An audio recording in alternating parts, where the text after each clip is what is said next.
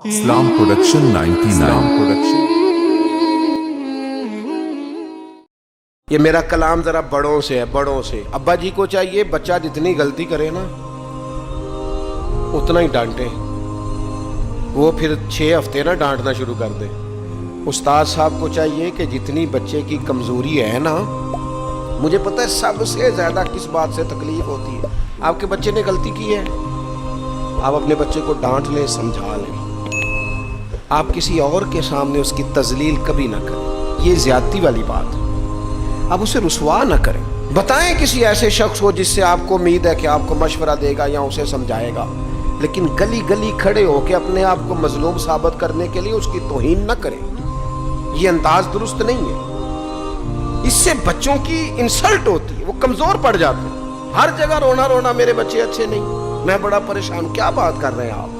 یہ بچہ تو آپ کی کمائی ہے، اساس ہے، حسن ہے، نسل ہے، اصل ہے، اور اس قدر زیادہ تکلیف دینا، جگہ جگہ شکایتیں، جگہ جگہ باتیں۔ ہمارے بچے ہمارے ہیں نا، تو ان کی عزت کس کی ہے؟ کیوں ہم گلی گلی اپنے بچوں کی رسوائی کرتے ہیں؟ کیوں کمزوریاں؟ اور جن کو ہم خیر خواہ سمجھ کے بتا رہے ہوتے ہیں نا، وہ آگے جا کے مزے لے لے کے بتاتے ہیں۔ تو نقصان کس کا ہوا؟ ہمارا، ہمارے قبیلے کا، ہمارے گھر کا۔ یہ دیکھیے ذرا، حضرت عمر رضی اللہ تعالیٰ عنہ مزاج کے لحاظ سے سخت ہیں۔ ایک نوجوان آیا، اس نے آ کے رونا۔ یہ پہلو آپ نے ضرور یاد رکھنا ہے میرے سیدنا فاروق اعظم کا، ہمارے امام، ہمارے قائد، ہمارے لیڈر، رہنما، مقتدا حضرت فاروق اعظم رضی اللہ۔ یہ انداز ضرور یاد رکھیے گا۔ حضرت عمر فاروق کا یہ طبقات ابن سعد میں موجود ہے۔ نوجوان آیا اور آ کے رو ہی پڑا۔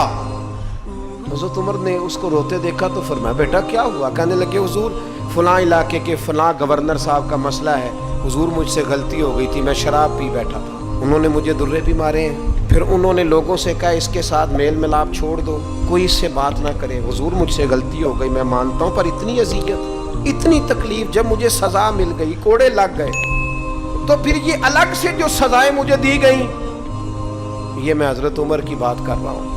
میں نے جب یہ پڑھا تھا تو میں رو پڑا تھا۔ حضرت فاروق اعظم نے اس نوجوان کی بات سنی، سنو میں کیا کہہ رہا ہوں، اس گناہگار کی بات سنی، اس گناہگار کی بات سنی تو حضرت عمر رو پڑے اور فرمایا، بلاؤ نا ان گورنر صاحب کو، وہ بھی بڑے سمجھدار، باوقار، بڑے آدمی تھے۔ بلایا اور بلا کے فرمایا، آپ کا اس جرم پر غصہ بالکل ٹھیک، لیکن آپ کو کس نے اجازت دی کہ آپ اسے اتنی تکلیف دیں؟ آپ نے کوڑے مار لیے جو سزا بنتی تھی، اور پھر آپ نے کیوں کر کے لوگوں سے کہا اس سے ملنا جلنا چھوڑ دیں؟ فرمایا، اب میں آپ کو حکمن کہتا ہوں، اگر آج کے بعد آپ نے کوئی ایسا کام کیا تو میں آپ کو سزا دوں گا۔ فرمانے لگے، آپ نے کہا تھا نا لوگ ان سے ملے جلے نہ۔ فرمایا، اب آپ ہی لوگوں سے کہیں ان سے ملاقات شروع کریں۔ جب انہوں نے توبہ کر لی، اپنا گناہ مان لیا، جب اقرار کر لیا، معافی مانگ لی، اب سزا کا کیا معنی ہوا؟ اب تکلیف کا کیا معنی ہوا؟ سیدنا فاروق اعظم رضی اللہ تعالیٰ عنہ فرمانے لگے، اگر یہ سچی توبہ کر لے تو پھر تو ان کی گواہی بھی قبول کی جائے، ان کی گواہی تک ہم قبول کریں گے۔ وہ کسی نے کہا تھا، الجھے الجھے بکھرے بکھرے روز و شب دیکھے گا کون، لوگ تیرا جرم دیکھیں گے سبب دیکھے گا کون۔ لوگ معافی نہیں دیتے، لوگ درگزر ہی نہیں کرتے۔ انسانوں سے غلطیاں ہو جاتی ہیں، لیکن اگر کسی نے توبہ کر لی، اور صحیح حدیث میں موجود ہے، نبی پاک علیہ السلام نے فرمایا، اگر کبھی کسی بندے سے کوئی گناہ ہو گیا، پھر اس نے توبہ کر لی، اگر کسی نے اس بندے کو دوبارہ وہ گناہ یاد کرایا، تو اللہ تعالیٰ اس بندے کو یاد کرانے والے کو سزا دے گا، مرنے سے پہلے اسے بھی اس گناہ میں مبتلا کر دے گا۔